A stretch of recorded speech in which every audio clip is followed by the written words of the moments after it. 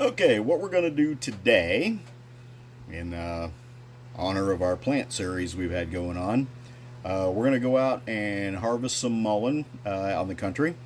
We're going to go out and drive some of the country roads next to the fields and down to the river bottoms and so on and so forth, and we're going to find some mullen growing. Two things I want you to remember. As with every plant, always positively identify everything you're going to harvest. And number two, in this particular case, I'm going out beside some farm roads and out in the river bottoms and so on and so forth. So I have to think about the environment my plants are growing in. Is it safe for me to harvest them there? Since I'm going to be out there in farmlands and so on and so forth, I got to think about have the plants been sprayed down with herbicides or insecticides and so on and so forth. I'm going to be on gravel roads, so I'm not going to have to really worry about road chemicals. But if I was next to an improved road where they're going to spray chemicals on the road, either de-icers or whatever, they go around spraying. And I've got to think about whether the county sprayed anything down. I got to think about all those kind of things. So basically, identify positively. And if you're harvesting plants from an unknown location or an unfamiliar location, make sure that environment is safe for you to harvest your plants from. That's all. Be back with you in a little bit. All right, what we have here is a second-year mullen plants. Mullen are biennial, which means they have a 2-year life cycle. The first year, all you'll get is a little rosette down here on the ground. The stalk that's rising up, that tells me that's a second-year plant. Right here you can see a stalk from last year. What happens is that stalk comes up. It's a yellow flower head at the beginning, and then that then that plant goes to seed. And we may talk about seed harvesting later in the fall.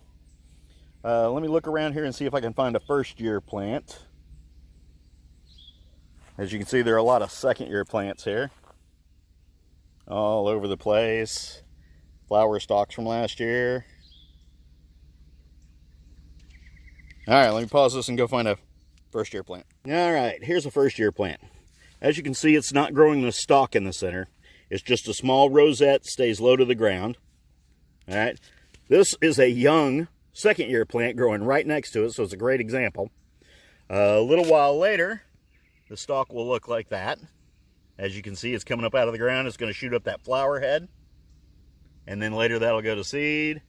Back there in the background, right here, you can see that's a little bit bigger second-year plant. A little bit bushier second-year plant. All right, now let's talk about harvesting. When I harvest a plant, I'm going to take young leaves. Now let me tell you, first of all, first-year plants are better than second-year plants. Second-year plants are better than none at all. All right, and the younger the leaves, that's what you want. So what I'm going to do is I'm going to go in here and snap off 4 or 5 leaves from this plant. This is what I've got. And I'm going to go around here and do that to 4 or 5 plants until I get what I want. I want a good, probably gallon or so Ziploc bag full. And I'm going to do that, and then we'll get back to it. All right, folks, here's a pretty good example of where I would not harvest plants. As you can see, there's some green plants up here in the field. There's green plants down here beside the road. But along this bank right here, you've got a lot of brown plants that are completely dead. You've got some that are going yellow and in the process of dying.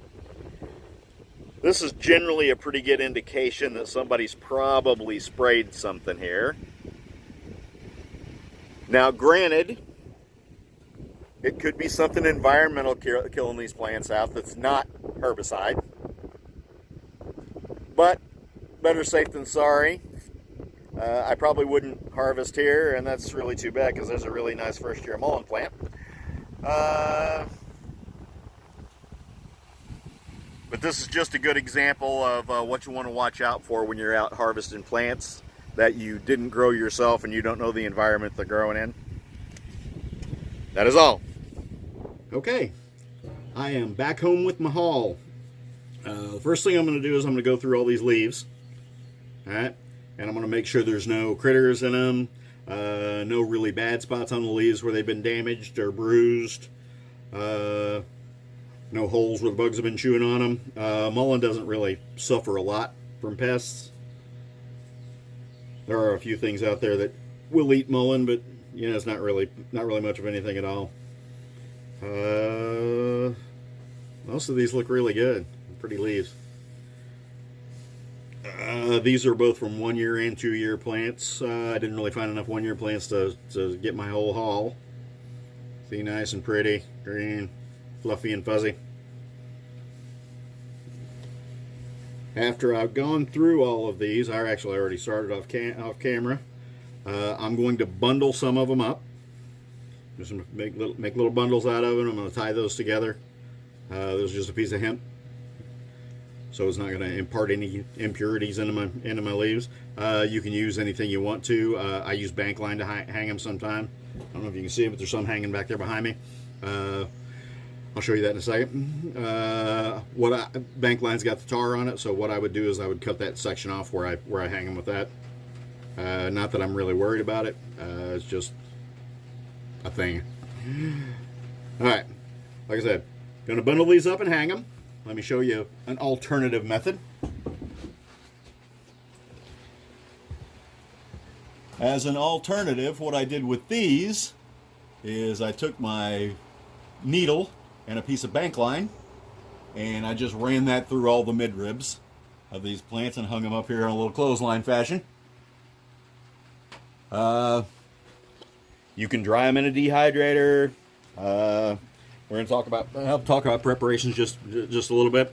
There are some main preparations that you're going to use for any plant material. You're going to use it raw. You're going to use it as an infusion, and you've got multiple infusion methods. You can infuse into oil, you can infuse into water, which is a tea, or a wash.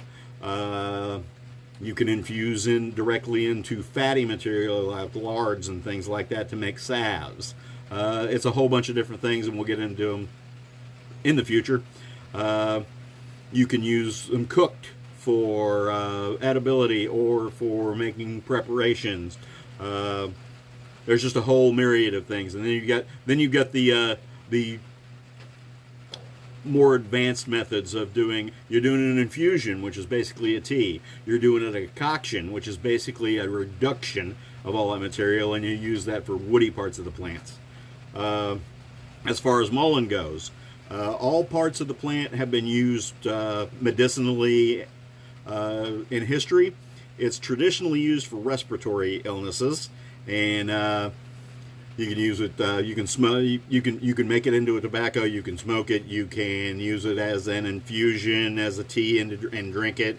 The flowers have been used, and the flowers and the leaves have both been used topically for skin things. It's mildly astringent, so you know you can use it for those drying properties to dry out sores and things like that. It's been used for sore throats. It's been used for coughs. Let's see, there was a use for the root. That's not coming to me real quick. I want to say, decoction of the roots was used for croup. You know, that heavy croup cough. The yellow flowers that it gets later in the year, those have been used in Appalachia as a hair dye. It's one of those plants that has many, many uses depending on what part of the plant you use and how you prepare it. So, I think that's probably about it. What I really wanted to talk about this is gathering plants, harvesting plants, and preservation of the plants. Okay, in this particular case, just to recap, we harvested wild mullen. We got it from a safe location. We got younger leaves, preferably from 1 year plants, but 1 year and 2 year plants is fine. The smaller the leaves, the better. All of the leaves have medicinal properties, but the smaller, younger leaves are more medicinally active. We talk about how to dry them. Like I said, you can air dry them like I'm doing back here in the back of me. You can put them through a dehydrator. As an alternative, you could freeze some for later.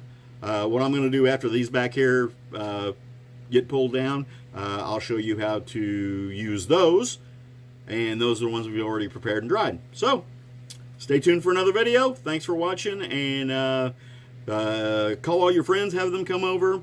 We're getting up a pretty good number of subscribers. We're over 2,000 now, and I really appreciate that.